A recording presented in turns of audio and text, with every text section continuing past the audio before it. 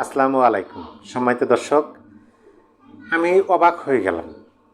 প্রকৃতপক্ষে এনসিপির যিনি আহ্বায়ক নাহিদ ইসলাম তিনি কি সুস্থ আছেন নাকি অসুস্থ হয়ে পড়ছেন?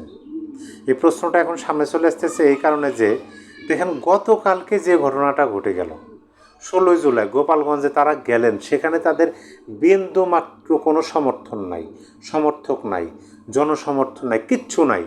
তাদের নেতা নাই, কর্মী নাই, জনসমর্থন নাই। তারা বিশাল বড় প্যান্ডেল সাজাইছেন, অনেকগুলো চেয়ার পেরে রাখছিলেন। যখন হামলা হলো তার আগের মুহূর্তে তো আমরা দেখলাম, হামলা হওয়ার আগের মুহূর্তে 15-20 জন ক্যামেরাম্যান আছেন, আর আর কোনো লোকই নাই।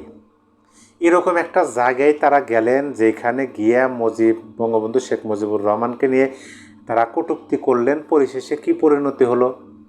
চতুর্দিক দিয়ে তাদেরকে ঘিরে ধরা হলো। বাংলাদেশের আইন শৃঙ্খলা বাহিনীগুলোর দীর্ঘ কয়েক ঘন্টার প্রচেষ্টায় কয়েকজনের প্রাণ চলে গেল। অবশ্য সেই 4 জনের যে নিহত হয়েছেন সেই বিষয়ে নাকি নাহিদ ইসলাম জানেন। তিনি বলছেন যে সমস্ত দায় গোয়েন্দা বিভাগের, গোয়েন্দা সংস্থার, তারা কোনো দায়ভার নেবেন না, সব গোয়েন্দা সংস্থার দায়ভার। তারা ওখানে না গেলে কি ঘটনা ঘটতে যায় সেইটা ভিন্ন বিষয়।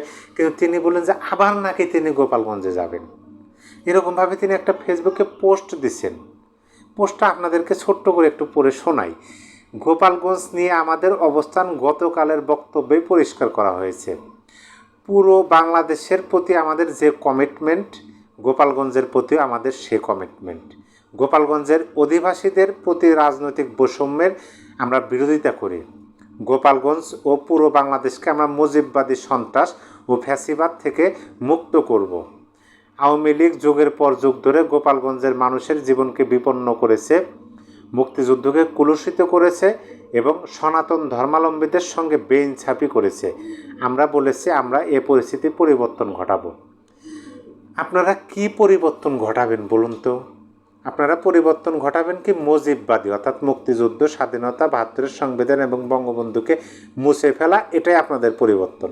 আপনারা যে 5ই আগস্টের ক্ষমতাচ্যুত হলো আওয়ামী লীগ, তারপরে 8ই আগস্টে ক্ষমতা গ্রহণ করলেন।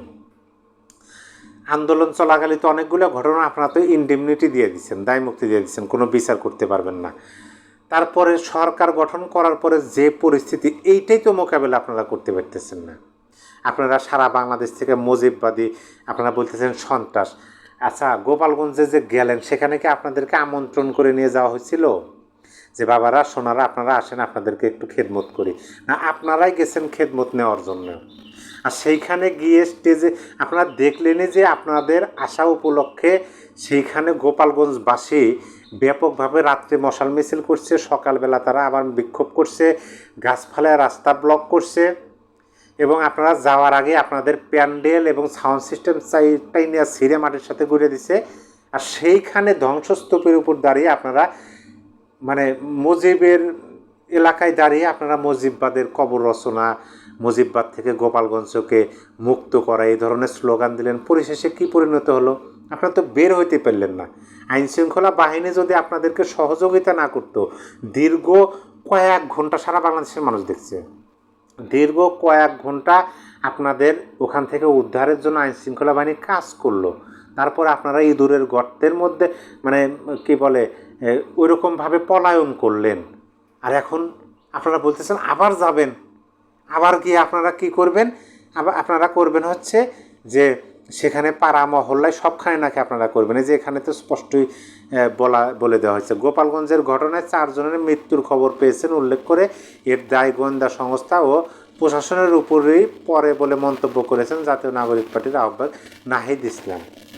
একই সঙ্গে হুঁশিয়ারি দিয়ে বলেছেন আমরা আবারও গোপালগঞ্জে যাব, জীবিত থাকলে জেলার প্রত্যেকটা উপজেলায়, প্রত্যেকটা গ্রামে কর্মসূচি করবে এনসিপি।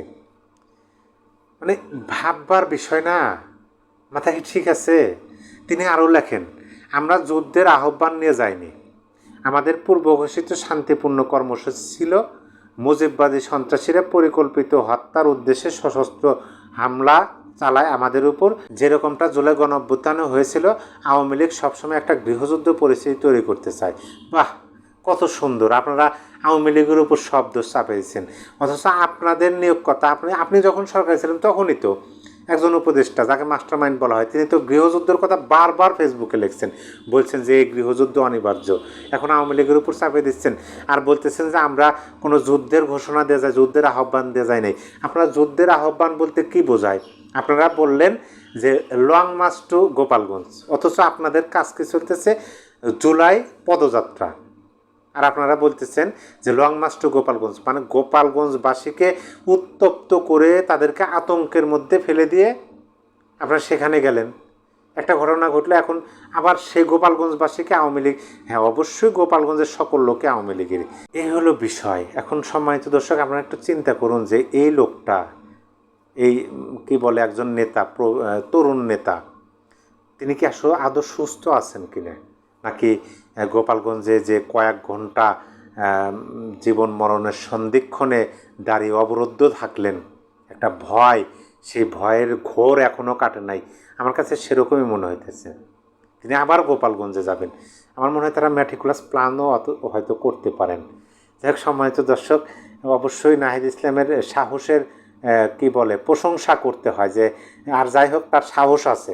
জনসমর্থক থাকুক না থাকুক, তার নেতাকর্মী থাকুক না থাকুক, মানে জনবল থাক, প্রত্যেকটা রাজনৈতিক দলেরই কিন্তু শক্তি হচ্ছে জনবল, জনগণ তাদের পাশে থাকুক না থাকুক, তারা ফেসবুকে স্ট্যাটাসে কিন্তু সাহসিকতা দেখান এবং দেখায়া যাচ্ছেন। অবশ্যই আপনার মূল্যবান মতামত কমেন্ট বক্সে জানিয়ে দেবেন। সবাই ভালো থাকবেন, সুস্থ থাকবেন। আল্লাহ হাফেজ।